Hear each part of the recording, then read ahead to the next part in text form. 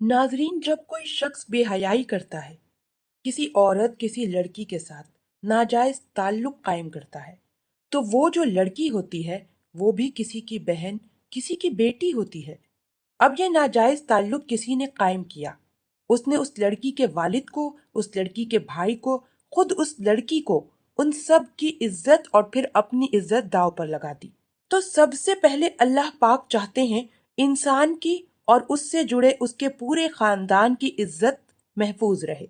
उसका अल्लाह पाक ने हमें असूल बता दिया है कि ये इसका असूल है। उसके साथ साथ इंसान की जिस्मानी सेहत महफूज रहे। ये अल्लाह पाक चाहता है। इंसान की जिस्मानी सेहत उस वक्त खराब होती है जब वो गैर फितरी चीजों में मुब्तला हो जाता है। तो ये जो बेहयाई है, एक मर्द और औरत के नाजायज ताल्लुकात, उससे कितनी बीमारियां जन्म लेती हैं। मोहलिक बीमारियां, इंसान की जान लेने वाली बीमारियां मुआशरे में जन्म लेती हैं। हदीस शरीफ में आता है कि हुजूर पाक सल्लल्लाहु अलैहि वसल्लम ने इरशाद फरमाया कि जिस कौम में बेहयाई आम हो जाए और वो इसको खुल्लम खुल्ला करने लग जाएं, तो अल्लाह पाक उस कौम के अंदर ताउन की बीमारी आम कर देते हैं। और फिर उसके बाद आप सल्लल्लाहु अलैहि वसल्लम ने फरमाया, अल्लाह पाक उनमें ऐसी ऐसी बीमारियां पैदा कर देते हैं जो उनसे पहले उनके आबाओ अजदाद में वो बीमारियां मौजूद ही नहीं थीं। गुजरते दिन के साथ हम नई नई बीमारियों से आशना हो रहे हैं, नई नई बीमारियों के नाम सामने आ रहे हैं। हदीस शरीफ के मुताबिक इसका बहुत बड़ा सबब मुआशरे की बेहयाई है।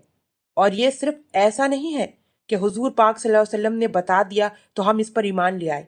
ईमान तो लाना वैसे भी जरूरी है।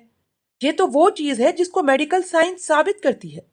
मेडिकल तिब आज की जदीद तहकीक इसको साबित करती है कि बेहयाई से मुआशरे में कितनी बीमारियां फैलती हैं।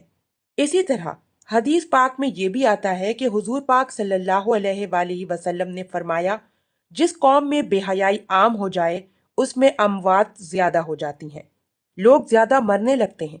यानी उनको ऐसी बीमारियां हो जाती हैं जिन बीमारियों की वजह से लोग मरने लग जाते हैं।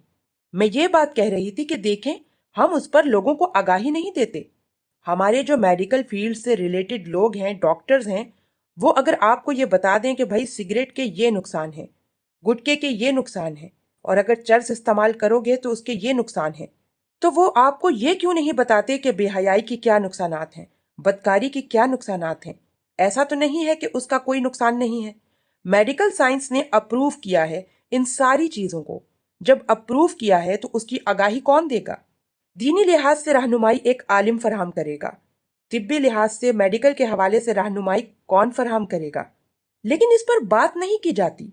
हमारे नौजवानों को इस हवाले से एजुकेट नहीं किया जाता, उनकी रहनुमाई नहीं की जाती। उनको इस बात का अंदाजा नहीं होता कि हम किस खतरनाक और मोहलिक बीमारियों में मुब्तला हो रहे हैं।